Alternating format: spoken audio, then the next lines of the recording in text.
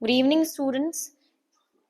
आज हम लोग लेकर आए हैं एक बहुत ही इंपॉर्टेंट टॉपिक जो कि काफी न्यूज में रही है, काफी चर्चा का विषय बना रहा है, लोगों का रहा है कि क्या है आखिर ये यूजीसी रेगुलेशन। ठीक है, क्या थी कंट्रोवर्सी, ये इसमें डेवलपमेंट अभी क्या हुआ है और इसका बैकग्राउंड क्या था, आखिर ये रेगुलेशन आया ही क्यों आया। ठीक है, क्या इससे पहले इससे रिलेटेड कोई रेगुलेशन पहले से था या नहीं था, और रिसेंट में सुप्रीम कोर्ट का इसके ऊपर जजमेंट आ चुका है, तो वो जजमेंट क्या है, उन सब चीजों के बारे में हम लोग डिस्कस करेंगे। ठीक है, तो इस सेशन में हम लोग यूजीसी रेगुलेशन के बारे में डिस्कस करने वाले हैं, क्योंकि काफी न्यूज में था, काफी इंपॉर्टेंट था। तो हम लोग यूजीसी के बारे में भी डिस्कस करेंगे कि क्या है यूजीसी। ठीक है, यूजीसी कब बनी, ठीक है, और ये रेगुलेशन लाया क्यों गया, इसके पीछे का भी बैकग्राउंड हम लोग डिस्कस करने वाले हैं आज के इस सेशन में। तो इंपॉर्टेंट सेशन होने वाला है। ठीक है, न्यूज में भी था उसके पर्सपेक्टिव से भी और एग्जाम के भी पर्सपेक्टिव से इम्पोर्टेंट है ये टॉपिक। ठीक है, तो हम लोग आगे बढ़ते हैं कि आखिर क्या है ये यूजीसी रेगुलेशन। ठीक है, तो यूजीसी रेगुलेशन 2026, इसके बारे में हम लोग थोड़ा समझते हैं कि पहले ये 2026 में जो रेगुलेशन आया है वो क्यों आया है। वो इसलिए आया है, ये क्या है, एक न्यू रेगुलेटरी फ्रेमवर्क है issued by the university grant commission. तो हमें ये पता होना चाहिए कि यूनिवर्सिटी यूजीसी का जो काम है, जो भी हायर एजुकेशनल इंस्टीट्यूशन है उनमें रूल बनाने के काम करता है, उनको रेगुलेट करने का काम करता है, उनको सुपरवाइज करने का काम करता है, उनके एडमिशंस, वहाँ क्या चीजें हो रही हैं, कंप्लायंसेस हो रहा है या नहीं हो रहा है, सारे रूल्स एंड लॉज का उन सारी चीजों को ओवरलुक यूजीसी करता है, और साथ में कुछ रेगुलेशंस बताता है जो कि कॉलेजेस को या इंस्टीट्यूशंस को, यूनिवर्सिटीज को फॉलो करना होता है। तो ये जो रेगुलेशन 2026 में आए, जो कि काफी न्यूज में रहा, उसके बाद क्या है, इसके ऊपर बहुत सारे प्रोटेस्ट हुआ, आखिर ये क्या है और क्यों बनाया गया है। तो ये क्या है, यूजीसी ने किया 13 जनवरी 2026 को नोटिफाई किया कि हम एक नया रेगुलेशन ला रहे हैं। ठीक है, किससे रिलेटेड ला रहे हैं, promotion of equity in higher educational institution regulation. तो इस रेगुलेशन का नाम इन्होंने क्या दिया, promotion of equity in higher education institution. हम लोग जब कॉन्स्टिट्यूशन में जब पढ़ते हैं, आर्टिकल 14 के बारे में बात करते हैं, तो वहां हम बात करते हैं कि हमें क्या है, किस तरह का ये इक्वालिटी देना है, इक्विटी देना है, यानी कि जो सेम लोग हैं उनको सेम तरह का ट्रीटमेंट देना है, और जो डिफरेंट है उनको डिफरेंट तरीके का ट्रीटमेंट देना है। तो ये जो रेगुलेशन लाने का इनका पर्पस यही था, ऑब्जेक्टिव यही था कि प्रमोट किया जाए इक्विटी को। ठीक है, जो डिस्क्रिमिनेशन हो रहे हैं या डिस्क्रिमिनेटरी प्रैक्टिसेस हैं उनको कम करने के लिए ये रेगुलेशन लाए गए। क्या इससे पहले रेगुलेशन था? हाँ, इससे पहले भी एक रेगुलेशन हमारे पास ऑलरेडी एग्जिस्ट कर रहा था। तो फिर आखिर ये 2026 वाला रेगुलेशन क्यों आया, जबकि ऑलरेडी 2012 में ऐसा ही सेम सिमिलर नेम से हमारे पास promotion of equity in higher educational institution regulation exist कर रहा था। तो इसका बैकग्राउंड हम देख रहे हैं। ठीक है, this is also known as UGC promotion of equity in higher educational institution regulation 2026 2026 में आया है।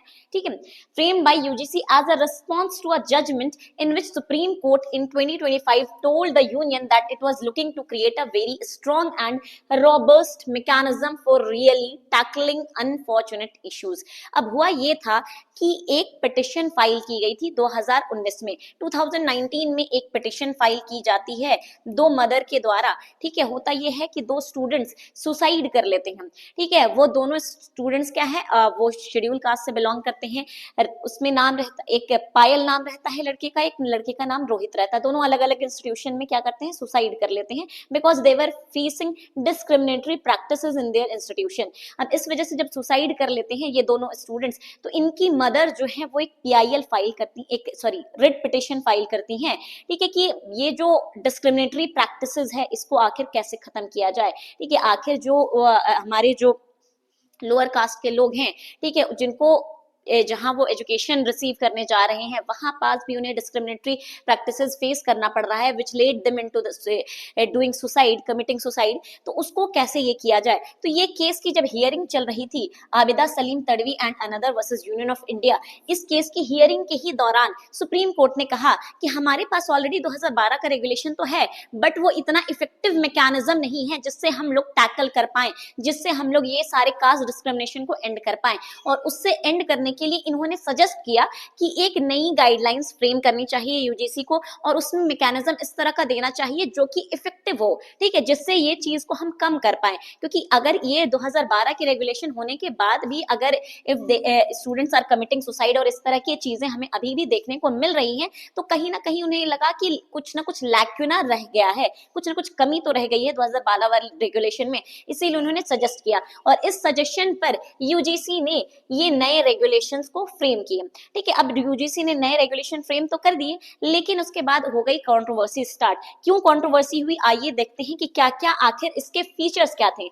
इस 2026 में रेगुलेशन में कौन सी ऐसी बात कही गई थी जो लोगों को पसंद नहीं आई।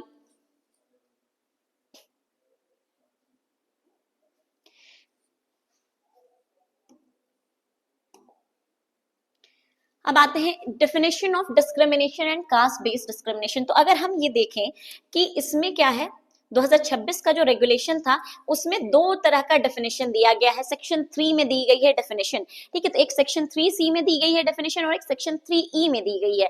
ठीक है, तो ये क्या है, एक तो डिस्क्रिमिनेशन की भी डेफिनेशन दी गई है और कास्ट बेस्ड डिस्क्रिमिनेशन, यानी कि डिस्क्रिमिनेशन की भी डेफिनेशन और कास्ट बेस्ड डिस्क्रिमिनेशन की भी डेफिनेशन दी गई है। ठीक है, और according to regulation caste based discrimination को कहा गया है only on the basis of caste और tribe against member of SC ST and OBC. अब ये ओबीसी वाला जो पॉइंट था ये मिसिंग था 2012 में, तो एक तो इन्होंने एक नया चीज जोड़ा कि ओबीसी को ऐड कर दिया। ठीक है, डिस्क्रिमिनेशन को भी इन्होंने डिफाइन किया, डिस्क्रिमिनेशन को सिर्फ कास्ट के बेसिस पर नहीं डिफाइन किया, कहा कि डिस्क्रिमिनेशन हम किसे मानेंगे। ठीक है, तो डिस्क्रिमिनेशन कहा कि अगर मान लेते हैं रिलीजन या किसी भी प्लेस ऑफ बर्थ के या सेक्स के जेंडर के बेसिस पर अगर आप डिस्क्रिमिनेशन कर रहे हो तो डिस्क्रिमिनेशन का एनी अनफेयर और डिफरेंशियल और bias treatment on the basis of religion, race, caste, place of birth, gender और डिसेबिलिटी, यानी दोनों चीजों को डिफाइन किया। 3(1)(c) में डिफाइन किया है हमारा कास्ट बेस्ड डिस्क्रिमिनेशन, वही डिस्क्रिमिनेशन को 3(1)(e) में डिफाइन किया है। तो यानी दो चीजों को अलग अलग डिफाइन किया गया है, दो बातों को। इसके बाद तो ये एक डेफिनेशन है। अब ये एक रीजन ऑफ कंटेंशन रहा है, आगे हम लोग डिस्कस करेंगे क्यों इस बात पे बहुत ज्यादा कंट्रोवर्सी हुई कि दोनों को अलग अलग डिफाइन करने की क्या जरूरत है। या तो आप सिर्फ और सिर्फ डिस्क्रिमिनेशन को डिफाइन जब कर ही दे रहे हैं तो what's the need of discussing cast based discrimination separately, ये हो गया। इसके बाद HEI यानी हायर एजुकेशनल इंस्टीट्यूशन, जैसे कि यूनिवर्सिटी, कॉलेजेस, ऐसी यूनिवर्सिटी जो डीम्ड यूनिवर्सिटीज हैं, ठीक है, जिन्हें अभी क्या है मान लिया गया है, उन्हें पूरी यूनिवर्सिटी का दर्जा नहीं दिया गया है, but they are deemed universities, were required to set up. इन्हें कहा गया, इसमें कहा गया कि ये जो रेगुलेशन हम दे रहे हैं उन्हें क्या करना है, जो भी कॉलेजेस हैं, डीम्ड यूनिवर्सिटीज हैं या यूनिवर्सिटी हैं, उन्हें सेटअप करना है अपने अपने प्रेमाइसेस में। क्या सेटअप करना है, इक्वल अपॉर्चुनिटी सेंटर को सेटअप करना है, इक्वल अपॉर्चुनिटी सेंटर को। ठीक है, ये इक्वल अपॉर्चुनिटी सेंटर क्या करेगा, हैंडल करेगा डिस्क्रिमिनेशन के कंप्लेन एंड इंक्लूजन इनिशिएटिव्स। ठीक है, कहा कि भाई आपको क्या करना है, पहली चीज करना है इक्वल अपॉर्चुनिटी सेंटर को आपको एस्टैब्लिश करना है। इक्वल अपॉर्चुनिटी सेंटर का काम क्या होगा कि डिस्क्रिमिनेशन से रिलेटेड जो भी कंप्लेंट्स आएंगे वो एक तो हैंडल करेगा, यानी कि कोई भी कंप्लेन अगर कर रहा है तो वो कहाँ करेगा, इक्वल अपॉर्चुनिटी सेंटर में करेगा। साथ में इनिशिएटिव लेने हैं, ऐसे कुछ प्रोग्राम्स चलाने हैं, ऐसे कुछ एक्शंस लेने हैं जिससे क्या किया जाए, लोगों को इंक्लूसिव फील कराया जाए, लोगों को ये ना लगे कि हमारे साथ डिस्क्रिमिनेशन हो रहा है, भेदभाव हो रहा है, तो उनको इंक्लूसिव फील कराने के लिए कि no you are not belonging to a certain caste. ठीक है, इसके लिए अलग अलग प्रोग्राम चलाए जाएं, अवेयरनेस कैंपेन चलाए जाएं। ठीक है, अलग अलग तरीके के उन्हें क्या है बेनिफिट्स मिले ताकि दे डोंट फील डिस्क्रिमिनेटेड। ये काम कहा गया कि ये इक्वल अपॉर्चुनिटी सेंटर का काम होगा। ठीक है, और ये यूनिवर्सिटीज और कॉलेज और डीम्ड यूनिवर्सिटी को अपने अपने कैंपस में ये सेटअप करना है। साथ में कहा इक्विटी कमिटी को भी सेटअप करना है। इक्विटी कमिटी क्या करेगा, इन्वेस्टिगेट करेगा कंप्लेन को, जो भी कंप्लेन आई है उस कंप्लेन को इन्वेस्टिगेट करने का काम इक्विटी कमिटी करेगा। मॉनिटर कैंपस क्लाइमेट, कैंपस में कैसा चल रहा है, ठीक है, कहीं कोई भेदभाव तो किसी के साथ नहीं किया जा रहा, कहीं किसी को नाम से तो नहीं बुलाया जा रहा, कहीं किसी को डिग्रेडिंग टर्म से तो नहीं बुलाया जा रहा है। ठीक है, तो ये सारी चीजों को भी वो मॉनिटर करेगा और उस हिसाब से डिसीजन लेगा कि क्या होना चाहिए या नहीं होना चाहिए। तो ये भी बात इसमें कही गई है। और आगे चलते हैं कि और क्या बात कही गई है। इसके बाद कहा गया कि एक इक्विटी हेल्पलाइन और ऑनलाइन पोर्टल आपको बनाना है कि भाई मान एक तो आप इक्वल अपॉर्चुनिटी सेंटर में तो जाके कंप्लेन कर ही सकते हैं, लेकिन हो सकता है इक्वल अपॉर्चुनिटी सेंटर में कोई नहीं जाना चाह रहा है, ठीक है, नहीं कर पाया, तो एक आपको हेल्पलाइन नंबर आपको देना है, ठीक है, सारे स्टूडेंट्स को, कि अगर वो डिस्क्रिमिनेशन फेस कर रहे हैं तो वो हेल्पलाइन नंबर या ऑनलाइन पोर्टल के जरिए से भी अपने डिस्क्रिमिनेशन के इश्यूज को क्या कर सके, रेज कर सके और रिपोर्ट कर सके। इक्विटी स्क्वाड्स एंड एम्बेसडर बनाना है कि हर हायर एजुकेशन इंस्टीट्यूशन है उनको एक इक्विटी स्क्वाड बनाना है, ठीक है, यानी कि एक ग्रुप बनाना है जो कि small body for maintaining vigil across campus. अब इनका काम क्या होगा इस स्क्वाड का, कि ये देख एक क्या है, एक तरह से विजिलेंस का काम करेंगे, जागरूकता का काम करेंगे, लोगों के अंदर अवेयरनेस फैलाएंगे, और साथ में वो लोग ये भी इंश्योर करेंगे हर जगह जाकर कि कहीं डिस्क्रिमिनेटरी प्रैक्टिसेस तो नहीं किए जा रहे हैं, कहीं किसी के साथ डिस्क्रिमिनेशन तो नहीं हो रहा है, ये चीज का भी देखभाल करेंगे। यानी कि टाइम टू टाइम ये लोग कैंपस में राउंड लगाएंगे, जाएंगे, देखेंगे कहीं किसी के साथ कैंटीन में, कहीं क्लास में, क्लासरूम में, लाइब्रेरी में कहीं इस तरह के डिस्क्रिमिनेटरी प्रैक्टिसेस तो नहीं किए जा रहे हैं। ये इक्विटी स्क्वाड्स और एम्बेसडर का काम होगा। उसके बाद क्या कहा गया है, टाइमलाइन एंड ग्रीवांसेस। तो ये तीन चीजों को एस्टैब्लिश करने के लिए चार चीजों को कहा गया कि एक इक्वल अपॉर्चुनिटी सेंटर बताइए, इक्विटी अपॉर्चुनिटी सेंटर बनाइए, ठीक है, फिर उसके बाद आपको क्या बनाना है, इक्विटी स्क्वाड एंड एम्बेसडर बनाना है, ये एक हेल्पलाइन नंबर देनी है, ये सारी बात कही गई। इसके बाद कहा गया कि ये सारे जो कंप्लेन करने के जो मेथड दिए गए हैं, और ये कंप्लेन अगर हो जाता है तो उसके बाद क्या करना है, उसके बाद आपको क्या करना है, इक्विटी कमेटी को 24 घंटे के अंदर अंदर एक एक्शन लेना है। जैसे ही कंप्लेन हुआ उसके 24 आवर्स के विद इन में क्या है, एक्शन लेना है, and the report for the same. और उसका रिपोर्ट एक्शन लेने के बाद आपने क्या एक्शन लिया, ठीक है, उसमें क्या पता चला, उसको आपको भेजना है 15 वर्किंग डे में to the head of the higher educational institution. जो भी उस इंस्टीट्यूशन का हेड है उसको 15 दिन के अंदर अंदर आपको क्या है, उस इन्वेस्टिगेशन का रिपोर्ट सबमिट करना है, ठीक है। आपको इन्वेस्टिगेशन, आपको एक्शन कब लेना है, आपको 24 घंटे के अंदर अंदर एक्शन ले लेना है, और 15 दिन के अंदर में within 15 days you have to submit that report to the head of the higher educational institution.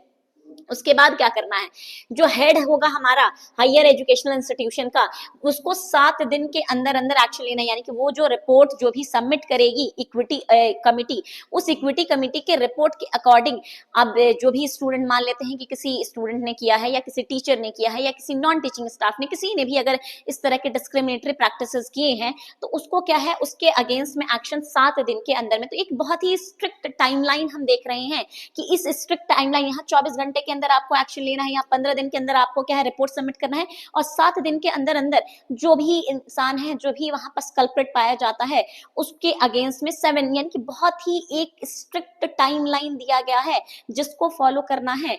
The regulation also provide for an ombudsperson for appeal if any person is not satisfied with the report of equity committee। अब ये जो equity committee report देगी 15 दिन में higher educational institution के head को, ठीक है, वो क्या है, अब मान लेते हैं कि किसी इंसान के अगेंस्ट में उसने रिपोर्ट बनाया कि हाँ he has done this practice, ठीक है, तो अब वो if he is not satisfied, उसे लग रहा है कि नहीं ये बात गलत है, ये मेरे अगेंस्ट एलिगेशंस लगाए जा रहे हैं, तो एक ऑम्बर्ड्स पर्सन भी बनाया जाए ताकि वो वहां पास अपील कर सके अगर वो उसके रिपोर्ट से सेटिस्फाइड नहीं है तो, ठीक है। तो यानी कि अगर मान लेते हैं इन सब चीजों से, इक्विटी कमेटी की रिपोर्ट से, if somebody is not satisfied, if somebody is aggrieved, ठीक है, उसकी कोई शिकायत है तो वो अपील कर सकता है एक ऑम्बर्ड्स पर्सन से, तो एक ऑम्बर्ड्स पर्सन को भी बनाना है।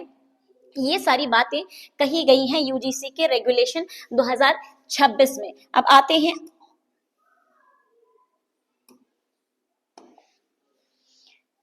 Non compliance of UGC regulation. अब कहा गया कि ये सारी जो चीजें हमने कही कि आपको इक्वल अपॉर्चुनिटी सेंटर बनाना है, इक्विटी कमेटी बनाना है, इक्विटी स्क्वाड्स बनाने, इक्विटी एम्बेसडर बनाने हैं, 24/7 ऑनलाइन पोर्टल आपका होना चाहिए, एक हेल्पलाइन नंबर बनाना है, और आपको इस स्ट्रिक्ट टाइमलाइन के अकॉर्डिंग आपको काम करना है कि 24 घंटे के अंदर आपको कुछ ना कुछ एक्शन ले लेना है, 15 दिन के अंदर आपको क्या है, रिपोर्ट सबमिट करनी है, 7 दिन के अंदर जिस जो कल्प्रिट है उसके अगेंस्ट एक्शन लेना है। अगर वो नॉन कंप्लायंस हुआ तो क्या करेगी, यूजीसी ग्रांट देना बंद कर देगी उस एजुकेशनल इंस्टीट्यूशन को, प्रोग्राम्स को सस्पेंड कर देगी, हो सकता है कुछ प्रोग्राम जिस प्रोग्राम में चलाया जा रहा है या कोई और प्रोग्राम उसको सस्पेंड कर देगी, और उसका अपना जो रिकॉग्निशन, यूजीसी क्या है, रिकॉग्नाइज करती है कि हाँ ये एक कॉलेज है, ये हम इसको रिकॉग्नाइज कर रहे हैं, ये डीम्ड यूनिवर्सिटी है या यूनिवर्सिटी है, तो वो रिकॉग्निशन से रिमूव कर देगी, यानी उसको रिकॉग्नाइज नहीं करेगी as a college, as a university और as a deemed university.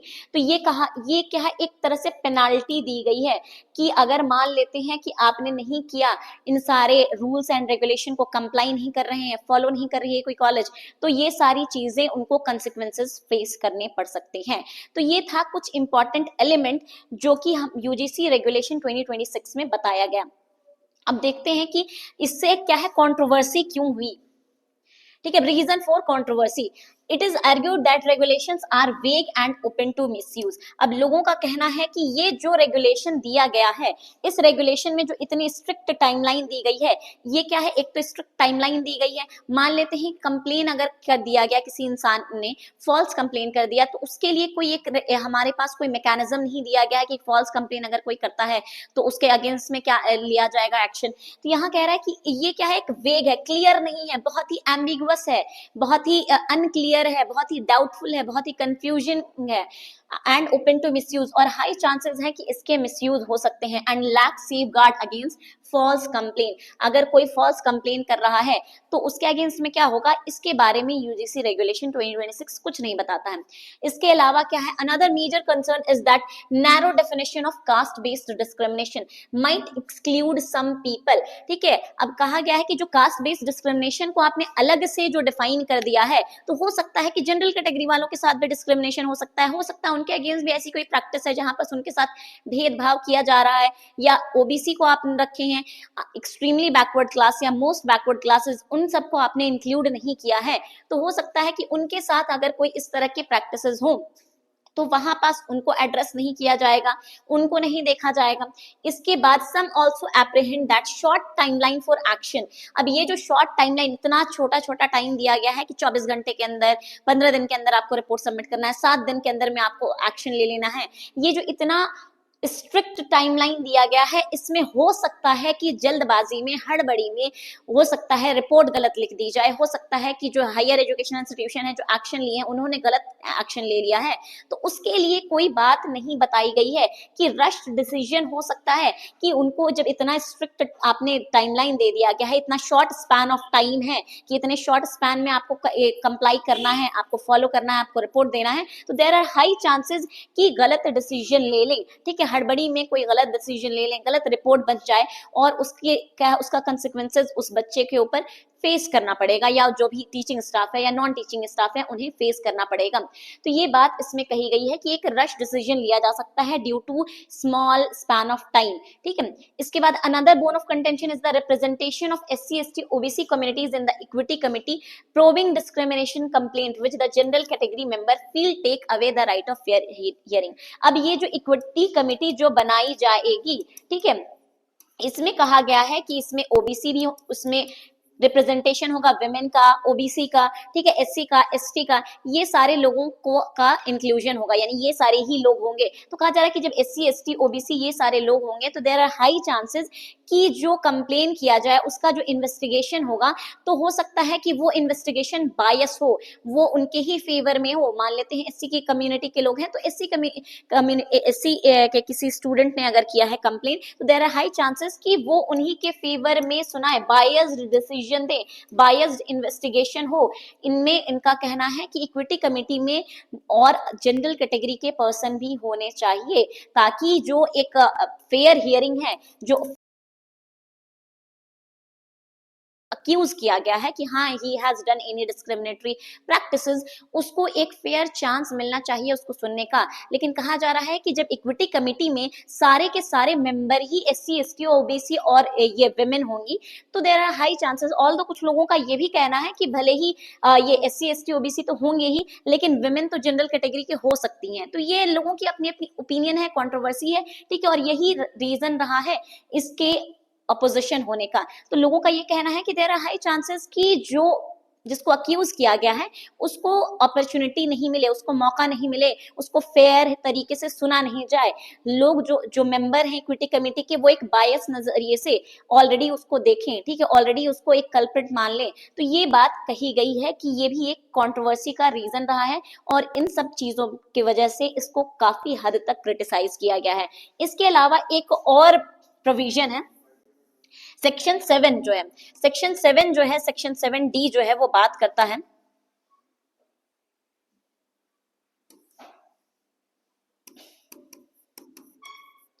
Section 7D जो है इस यूजीसी रेगुलेशन का, वो बात कर रहा है सेग्रीगेशन की, कि आप जो है सेग्रीगेशन कर सकते हैं, ठीक है। अब यहाँ पर सेग्रीगेशन की जब बात कर रहा है, जिसको सुप्रीम कोर्ट ने भी हम लोग आगे देखेंगे कि ये किया है, सेग्रीगेशन आप कर सकते हैं on the basis of hostel allotment, class allotment, ठीक है, किसी प्रोग्राम को अलॉट करने के लिए आप सेग्रीगेशन, सेग्रीगेशन यानी अलग अलग कर सकते हैं, ठीक है, लेकिन वो प्रोसेस कैसा होना चाहिए, ट्रांसपेरेंट होना चाहिए। अब यहाँ पास हो रहा है कि सेग्रीगेशन करने की जरूरत ही क्या है, इस बात पे भी हो रहा है कि लोगों आखिर आप सेग्रीगेशन कर ही क्यों रहे हैं, सेग्रीगेशन किसी को करने की जरूरत ही क्या है, क्योंकि हम लोग तो बात करते हैं जब भी कि इक्वालिटी की, तो हम लोग इंक्लूसिविटी की तरफ जाते हैं कि हमें कैसा बनाना है एटमॉस्फेयर इंक्लूसिव हो, जहां हर इंसान अपने आप को इंक्लूसिव फील करे कि हम भी इसी चीज के हिस्सा हैं, हम भी इसी एजुकेशनल इंस्टीट्यूशन के हिस्सा हैं, कहीं भी अपॉर्चुनिटी मिले तो सबको बराबरी की मिले। तो ये कहा जा रहा है कि ये जो सेग्रीगेशन को आपने ऑल दो अलाउ किया है, ठीक है, कहा है कि हाँ वो अगर आप किसी को अलग स्पेशल ट्रीटमेंट कर रहे हैं, ठीक है, आप किसी को इस कास्ट के बेसिस पर या किसी चीज के बेसिस पर हॉस्टल अलॉटमेंट में अलग उसको प्रेफरेंस दे रहे हैं, अलग क्राइटेरिया दे रहे हैं, तो आपको करने की ही क्या जरूरत है। हो सकता है कि इसका भी मिसयूज हो और ये फर्दर एक तरह से डिस्क्रिमिनेटरी अपने आप में हो जाए, तो ये सेग्रीगेशन का भी काफी हद तक क्या किया जा रहा है, क्रिटिसाइज किया जा रहा है। अब आगे देखते हैं कि ये सारी जब कंट्रोवर्सी स्टार्ट हुई, लोगों ने प्रोटेस्ट किया कि यहाँ पास क्या है, इसका मिसयूज होना बहुत हद तक इसको मिसयूज किया जा सकता है। साथ में ये जो आपने दिया है इतना लंबा चौड़ा, इतना एक तरह से कह सकते हैं ऐसा वॉल्यूमिनस आपने बना दिया है एक्ट को, लेकिन इसके इम्प्लीमेंटेशन तो अभी भी कमी है। 2012 वाले रेगुलेशन में कमी नहीं थी, जो 2012 का जो रेगुलेशन आया था इक्विटी प्रमोशन से रिलेटेड, उसमें कोई कमी नहीं थी, उसमें कमी थी इम्प्लीमेंटेशन की। तो यहाँ पास ये जो आप जो ने किया है इम्प्लीमेंटेशन की, इसमें भी कमी है, ठीक है, और साथ में इसको मिसयूज करने के भी बहुत ज्यादा चांसेस हैं कि लोग अपने पर्सनल ग्रज, अपने पर्सनल रिवेंज लेने के लिए लोगों मिसयूज कर सकते हैं, ठीक है, और मिसयूज करने का कोई कंसिक्वेंसेस भी उन्हें नहीं फेस करना पड़ेगा। इस वजह से लोग क्या है इसको क्रिटिसाइज करने लगे, काफी ज्यादा प्रोटेस्ट होने लगा। अब इसके बाद क्या है, एक पिटिशन फाइल कर दिया गया, ठीक है, ये 3 एडवोकेट ने इसमें पिटिशन फाइल किया गया था, मृत्युंजय तिवारी नाम था, राहुल दीवान नाम है, ठीक है, इन लोगों ने क्या किया है, पिटिशन फाइल किया, ठीक है। तो इसको अगर केस आएगा कि ये सुप्रीम कोर्ट ने किस केस में कहा, तो केस का नाम यहाँ पास आपको याद रख लेना है, मृत्युंजय तिवारी,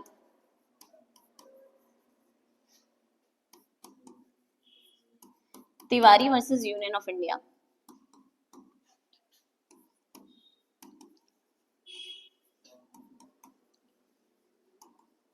अब यहाँ पास क्या है, सुप्रीम कोर्ट में जब ये मैटर पहुंचा, पिटिशन फाइल किया गया एडवोकेट्स के द्वारा, 3 एडवोकेट्स ने फाइल किया था, ठीक है, लेकिन केस का जो टाइटल है ये Mrityunjay Tiwari versus union of India या फिर राहुल दीवान वर्सेस यूनियन ऑफ इंडिया भी सही होगा।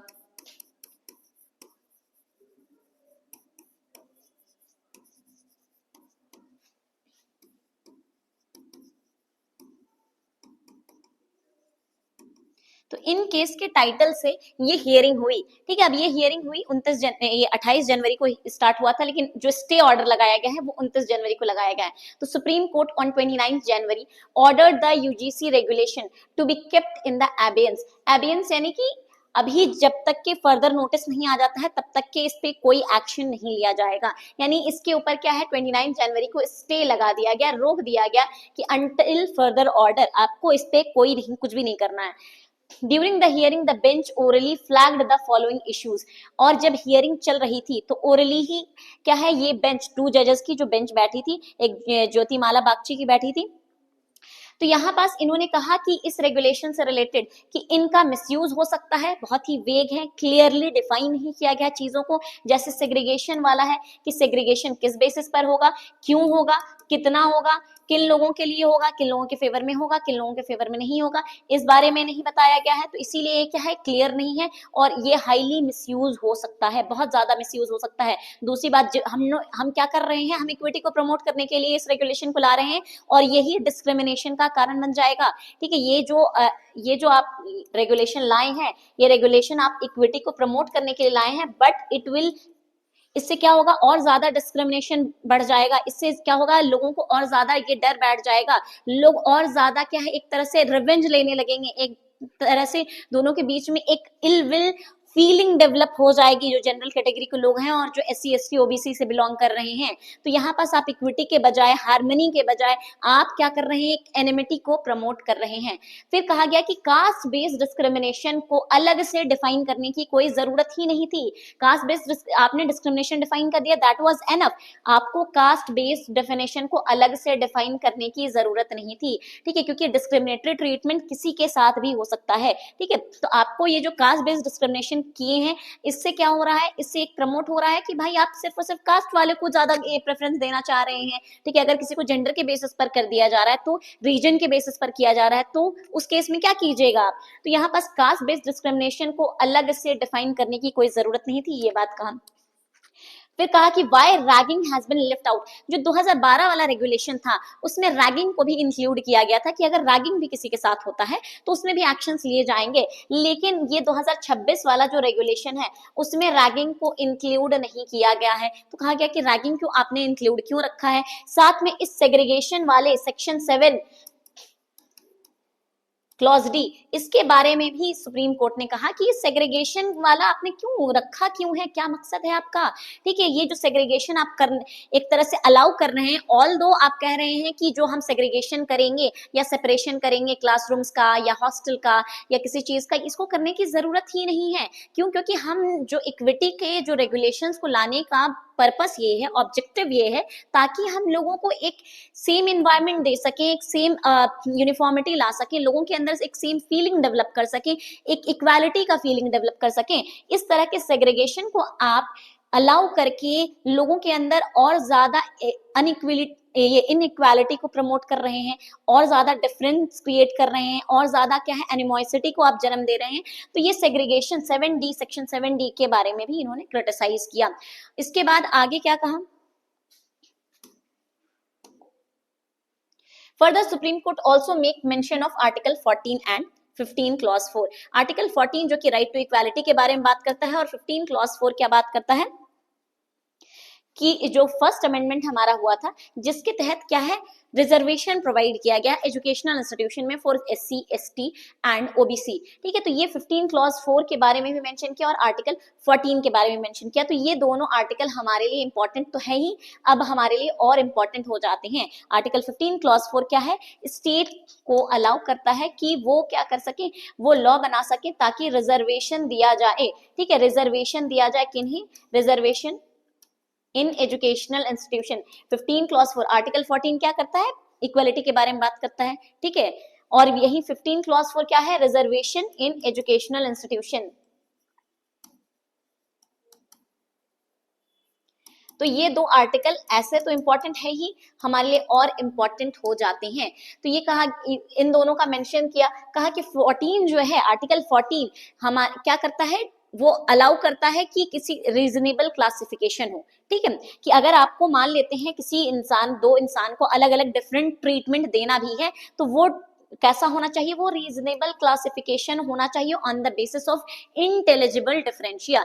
अगर आप किसी को रीजनेबल क्लासिफिकेशन नहीं कर रहे हैं, आर्बिट्ररी कर रहे हैं, बिना मतलब कि आप उसको किसी इंसान को स्पेशल ट्रीटमेंट दे रहे हैं, तो वो आप आर्टिकल 14 का वायलेशन कर रहे हैं। आर्टिकल 14 क्या बात करता है, इक्वालिटी बिफोर लॉ और इक्वल प्रोटेक्शन ऑफ लॉ के बारे में बात करता है। तो कहता है कि इक्वल प्रोटेक्शन ऑफ लॉ क्या है, एक तरह का हमारा क्या है, पॉजिटिव ये है। ठीक है, एक पॉजिटिव एस्पेक्ट है जिसमें क्या है, हम डिस्क्रिमिनेशन को कहीं ना कहीं, पॉजिटिव डिस्क्रिमिनेशन को, अफर्मेटिव एक्शन को अलाउ करते हैं। अफर्मेटिव एक्शन जैसे कि हम रिजर्वेशन दे रहे हैं, तो ये आर्टिकल 14 जो है, जिसमें हम लोग इक्वल प्रोटेक्शन ऑफ लॉ के बारे में बात करते हैं, तो वो क्या है, कहीं ना कहीं हमें अलाउ करता है अफर्मेटिव एक्शन, यानी कि रिजर्वेशन के पॉलिसीज का। तो कहा गया कि लेकिन हम जो अलाउ कर तो रहे हैं रिजर्वेशन के लिए कि आप दो लोगों को अलग तरीके से ट्रीट करें, लेकिन कैसे करें, वो ट्रीटमेंट कैसा होना चाहिए, वो रीजनेबल होना चाहिए। जो आप क्लासिफिकेशन कर रहे हैं, जो डिफरेंस क्रिएट कर रहे हैं, that must be reasonable and on the basis of intelligible differentia.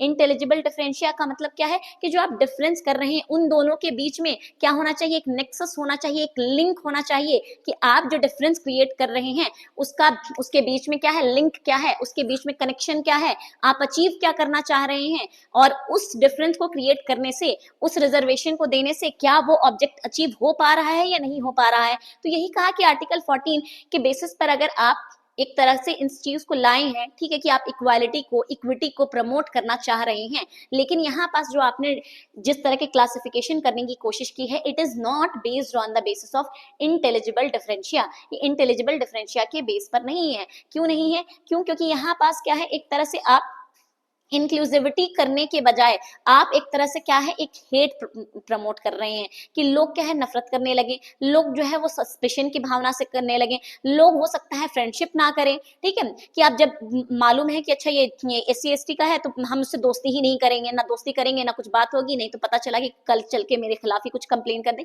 तो एक इंक्लूसिविटी नहीं आ पाएगी। तो इसीलिए 14 और 15 क्लॉज 4 जो कि रिजर्वेशन के बारे में बात करता है इन एजुकेशनल इंस्टीट्यूशन, इन दोनों के बारे में जिक्र किया गया। The UGC regulation 2026 has been stayed and the old UGC, ठीक है, अब ये क्या कहा कि हम इसको स्टे लगा रहे हैं, इस पर हम रोक लगा रहे हैं, और कहा कि अब जब तो वहां सवाल किया गया, ठीक है, वहां जो यूनियन ऑफ इंडिया के जो रिप्रेजेंटेटिव थे उन्होंने सवाल किया गया कि अगर आप ये 26 वाले पे स्टे लगा देंगे तो 2012 वाले को तो हमने ऑलरेडी वापस ले लिया है, रिपील कर दिया है, तो आखिर क्या होगा, यहाँ पर तो एक वैक्यूम क्रिएट हो जाएगा। तो सुप्रीम कोर्ट ने कहा कि हम अपने article 142 which is inherent jurisdiction of supreme court, article 142 भी इसलिए इंपॉर्टेंट हो जाता है, आप लोग प्लीज इसे देख लीजिएगा। Inherent jurisdiction of supreme court के बारे में आर्टिकल 142 बात करता है। इनहेरेंट जुरिस्डिक्शन क्या है, कहता है कि सुप्रीम कोर्ट वो सारे ऑर्डर, वो सारे जजमेंट पास कर सकता है अगर उसे लगे कि जस्टिस करने के लिए ये ऑर्डर जरूरी है। तो यहाँ पास ऑल्दो 2012 क्या है को रिवोक कर लिया गया था, 2026 वाला जब रेगुलेशन को नोटिफाई किया गया तो कहा गया कि 2012 को जो है सस्पेंड हम कर दे रहे हैं, तो 2012 सस्पेंड हो चुका था।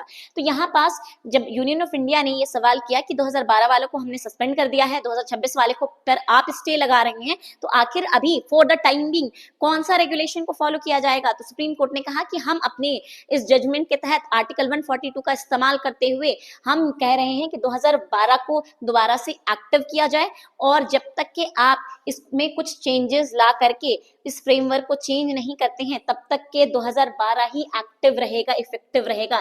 क्यों? क्योंकि ये न्यू रेगुलेशन को रिविजिट करने की जरूरत है, दोबारा से इसमें चेंजेस लाने की जरूरत है। ठीक है, तो ये हो गया सुप्रीम कोर्ट का रिस्पांस। सुप्रीम कोर्ट ने स्टे लगा दिया है इसके ऊपर, ठीक है, और इसमें ये बताया है कि क्यों स्टे लगाया है, उसने अपनी रीजनिंग दी है। अब आ जाते हैं यूजीसी के ऊपर, कुछ इंपॉर्टेंट पॉइंट देख लेते हैं। तो ये सारे जो मैटर हम लोगों ने डिस्कस किया, हमारे लिए इंपॉर्टेंट तो था जानना, बीइंग अ लॉ स्टूडेंट या being a student, being an aspirant, it is very important to know कि क्या चल रहा है हमारे देश में, किस बात पे कंट्रोवर्सी है, किस बात पे प्रोटेस्ट है। बट उससे रिलेटेड हो सकता है उतना क्वेश्चन नहीं पूछा जाए जितना आपसे यूजीसी से रिलेटेड क्वेश्चन पूछा जा सकता है।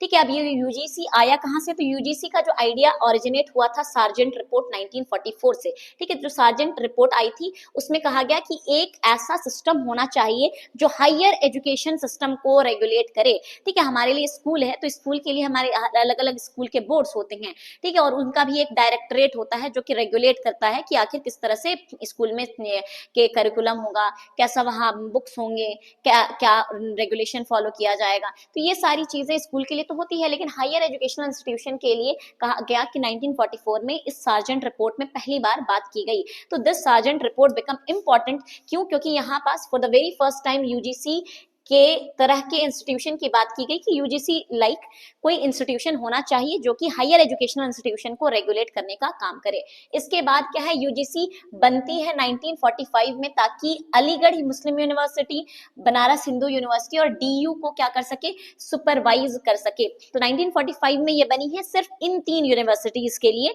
इन 3 यूनिवर्सिटी को सुपरवाइज करने के लिए। बट लेटर ऑन 1947 में इसको यूजीसी को कह दिया जाता है कि जितनी भी इंडिया में यूनिवर्सिटीज हैं सबको रेगुलेट करने का काम, सुपरवाइज करने का काम, देखभाल करने का काम आप ही का है। 1948 में रिकमेंडेशन होता है यूनिवर्सिटी ऑफ एजुकेशन कमिटी और इसको दोबारा से स्ट्रक्चर्ड किया जाता है, इसके स्ट्रक्चर में चेंजेस लाए जाते हैं। तो ये क्या है 1948 में on the recommendation of university education committee. फिर 1956 में एक यूजीसी एक्ट आता है और यूजीसी को एक स्टैच्यूटरी बॉडी बना दिया जाता है। स्टैच्यूटरी बॉडी किसे कहते हैं, ऐसी बॉडी जो कि क्या है by the act of parliament बनी हो, उसे हम स्टैच्यूटरी बॉडी कहते हैं। एंड सिंस ये यूजीसी एक्ट के तहत बना है इसीलिए क्या है हम इसको स्टैच्यूटरी बॉडी कह रहे हैं। तो ये क्वेश्चन पूछा जा सकता है कि किस ईयर में स्टैच्यूटरी बॉडी बनी है यूजीसी, तो दैट ईयर विल बी 1956। ठीक है, अब इसका काम क्या है, मेन फंक्शन है to grant allocation, advising on higher education reforms and maintaining academic standards. इसका मेन काम है कि जो भी यूनिवर्सिटीज हैं उनको कितना फंड मिलेगा, कितना पैसा मिलेगा, किस चीज के लिए मिलेगा, कौन से ये प्रोग्राम चला सकती हैं, कौन से प्रोग्राम नहीं चला सकती हैं। ठीक है, ये सारी चीजों का रिकॉर्ड ये रखती है, एडवाइज करती है सारे एजुकेशनल इंस्टीट्यूशन पे कि आपको क्या करना है, क्या नहीं करना है, कैसे प्रोग्राम चलाना है, कैसे अवेयरनेस प्रोग्राम चलाना है, कैसे बच्चों में चीजों को क्रिएट करना है, कैसे रिसर्च को प्रमोट करना है, ये सारी चीजों में एडवाइस करती है। और साथ में रिफॉर्म्स, क्या क्या सुधार लाना है आपको अपने अपने इंस्टीट्यूशन में, इन सब के बारे में भी बताती है। और एकेडमिक स्टैंडर्ड कैसा होना चाहिए, एकेडमिक स्टैंडर्ड क्या मिनिमम क्राइटेरिया होगा, एलिजिबिलिटी क्राइटेरिया क्या होगा एडमिशन लेने का, ये सारी चीजों के बारे में ये ओवरलुक करती है each and every higher educational institution को। तो ये है यूजीसी। इसके बाद आते हैं, ये केस बहुत इंपॉर्टेंट हो जाता है, क्यों, क्योंकि दिस वाज द केस जहां पास क्या है, इसके बाद ही हमारा आर्टिकल 15 क्लॉज 4 आया था, state of Madras versus Champakam Dorairajan. ठीक है, ये आर्टिकल 15 क्लॉज 4 हमारे यहाँ फर्स्ट अमेंडमेंट के बाद ऐड किया गया है। तो ये भी हमें याद रखना है कि आर्टिकल 15 क्लॉज 4 कब ऐड किया गया है, by the first amendment act add किया गया है। तो यहाँ बस इस केस में क्या है, कहा गया कि कोई भी डिफरेंशिएशन, यहाँ पास भी हम लोग डिफरेंशिएशन ही क्रिएट कर रहे थे, वो कैसा होना चाहिए, क्लियर कॉन्स्टिट्यूशनल बैकिंग होनी चाहिए। यानी कि अगर आप कोई दो क्लास में, कोई दो ग्रुप में, कोई दो इंसान में, ठीक है, अगर आप डिफरेंस क्रिएट कर रहे हैं, दोनों को अलग अलग तरीके का ट्रीटमेंट दे रहे हैं, तो उसके लिए क्या है, आपको कॉन्स्टिट्यूशन की तरफ से बैकिंग, कॉन्स्टिट्यूशनल सपोर्ट प्रोवाइड करना होगा कि हम why are we discriminating, why are we differing in the treatment of these two people और these two classes of people. साथ में रीजनेबल, वो क्लासिफिकेशन जो आपने क्लासिफाई किया है कि हम इसको क्यों दे रहे हैं और हम इसको क्यों दे रहे हैं, वो रीजनेबल होना चाहिए, वो अनजस्टिफाइड नहीं होना चाहिए, वो आर्बिट्ररी मनमाने तरीके से नहीं होना चाहिए। Nexus with the object sought to be achieved. अब हम क्या कर रहे हैं, फॉर एग्जांपल हम मान लेते हैं रिजर्वेशन दे रहे हैं, क्यों दे रहे हैं रिजर्वेशन, ताकि इक्वालिटी को प्रमोट किया जा सके, ताकि एजुकेशनली क्या है हम उनको फॉरवर्ड ला सकें। तो ये क्या है, इसके बीच में, ये रिजर्वेशन देने के बीच में और जो हमारा ऑब्जेक्टिव है, इन दोनों के बीच में क्लियर कट क्या होना चाहिए, एक कनेक्शन होना चाहिए कि क्या इसको रिजर्वेशन देने से आर एजुकेशनली फॉरवर्ड, क्या इससे ये एजुकेशनली फॉरवर्ड हो जा रहे हैं, क्या उनकी इकोनॉमिक हालात में सुधार आ रहा है या नहीं आ रहा है।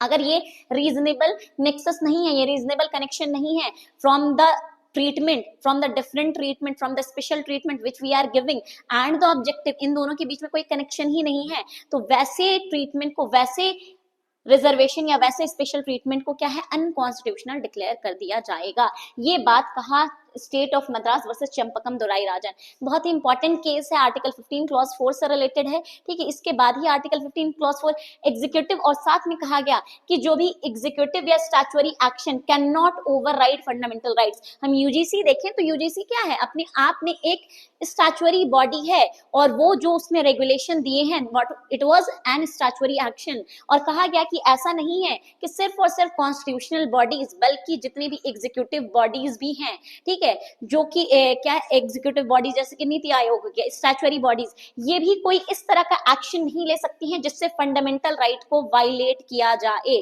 फंडामेंटल राइट को अगर वायलेट कर रही है इवन इफ स्टैचुअरी बॉडी के कोई एक्शन, जो कि यूजीसी एक स्टैचुअरी बॉडी है, तो भी क्या है, वो क्या हो जाएगा, अनकॉन्स्टिट्यूशनल डिक्लेयर कर दिया जाएगा। ये बात कहा गया और इसी वजह से क्या है, पहला अमेंडमेंट लाया गया जिससे हमने आर्टिकल 15 क्लॉज 4 को ऐड किया है। तो यहाँ आ गई बात समझ में कि आखिर क्या होना चाहिए, किसी भी तरह का अगर आप किसी को डिफरेंट ट्रीटमेंट दे रहे हैं, किसी भी तरह का आप स्पेशल ट्रीटमेंट दे रहे हैं, तो उसका बेसिस कैसा होना चाहिए, रीजनेबल होना चाहिए, कॉन्स्टिट्यूशनल बैकिंग होना चाहिए, यानी कि उसके लिए क्लियर कट कॉन्स्टिट्यूशन में सपोर्ट होना चाहिए कि हम रिजर्वेशन दे रहे हैं, उसका कहीं ना कहीं से हमको क्या है, दिखाना है कि हम इस प्रोविजन के तहत, इस आर्टिकल के तहत ये चीज दे रहे हैं, ये स्पेशल ट्रीटमेंट प्रोवाइड कर रहे हैं इस सर्टेन सेक्शन ऑफ पीपल को, ठीक है। और उन दोनों के बीच में जो चीज हम अचीव करना चाह रहे हैं, जो हमारा पर्पस है, जो हमारा गोल है, और जो चीज हम दे रहे हैं, इन दोनों के बीच में लिंक होना चाहिए। मनमाने तरीके से आप डिफरेंस क्रिएट नहीं कर सकते हैं। ये बात कही गई state of Madras versus Champakam Dorairajan में। तो ये केस भी इंपॉर्टेंट हो जाता है, ऑल्दो ये सुप्रीम कोर्ट के द्वारा जिक्र नहीं किया गया है, बट सिंस आर्टिकल 15 क्लॉज 4 को जिक्र किया गया है, तो आर्टिकल 15 क्लॉज 4 से रिलेटेड है ये हमारा केस। अब आते हैं the regulation are in line with the NEP, ठीक है, जो ये लाए थे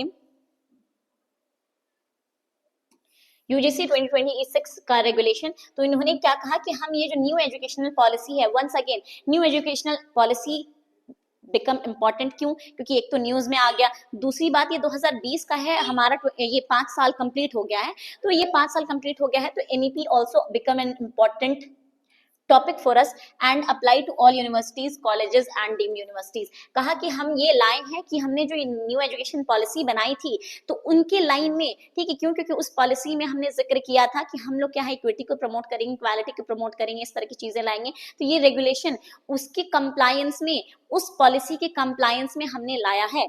इसके बाद क्या कहा, supreme court has scheduled further hearing on this matter, और सुप्रीम कोर्ट क्या करेगी, फर्दर हियरिंग करेगी, और नेक्स्ट डेट इन्होंने दे दिया है मार्च 19 का, ठीक है। और उसके बाद बोला कि आगे हम लोग इसको देखेंगे कि ये अनकॉन्स्टिट्यूशनल है या कॉन्स्टिट्यूशनल है, यानी कि अभी डिसाइड नहीं किया है सुप्रीम कोर्ट ने। Supreme court has not declared UGC regulation 2026 as unconstitutional, rather it has only put an stay। अभी सिर्फ और सिर्फ स्टे लगाया है और कुछ सवाल उठाए हैं कि इन सवालों का आप जवाब दीजिए, ठीक है, कि आप जो लाए हैं इन सवालों का जवाब दीजिए। किससे मांगा है, यूनियन ऑफ इंडिया से मांगा है, और जो नेक्स्ट हियरिंग होगी उसमें यूनियन ऑफ इंडिया अपनी तरफ से अपने आर्ग्यूमेंट्स रखेगा। अब देखते हैं कि क्या होता है उसके बाद, और उस हियरिंग में एग्जामिन करेगा इसकी कॉन्स्टिट्यूशनैलिटी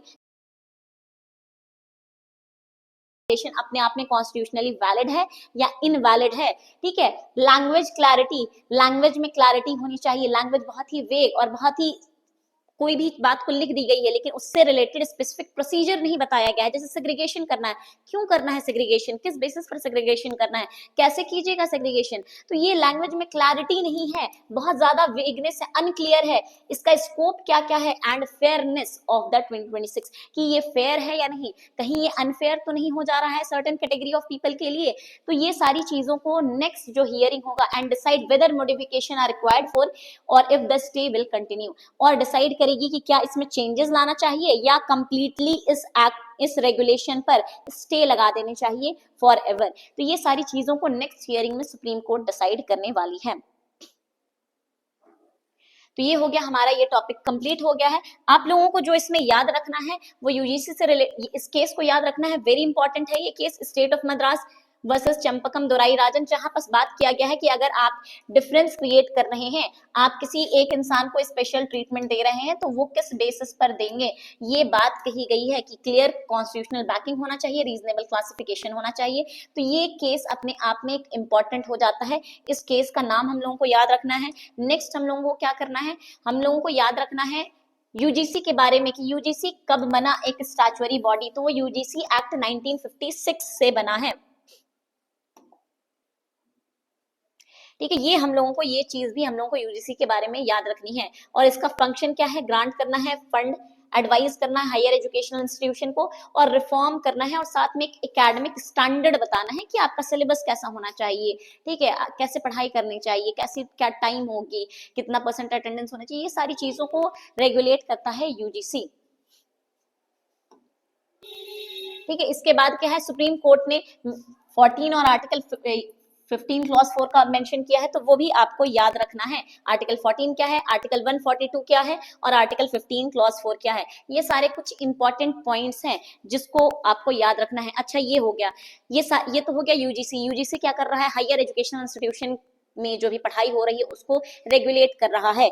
एक सवाल है आप लोगों के लिए कि जो लॉ के जो एजुकेशन होते हैं, लीगल एजुकेशन, उसको रेगुलेट कौन करता है? क्या यूजीसी रेगुलेट करता है या कोई एक अदर बॉडी है जो रेगुलेट करती है लॉ के एजुकेशन को, लीगल एजुकेशन? ठीक है, तो ये सेशन एंड होता है। आई होप ये सेशन आपको पसंद आया होगा। आप लोग अपना फीडबैक जरूर दीजिएगा, ठीक है, और आप लोग अपना रिस्पॉन्स दीजिएगा, कमेंट कीजिएगा, ताकि हम लोग इसी तरह के इंपॉर्टेंट टॉपिक्स आपके लाएं और उसको डिस्कस कर सकें।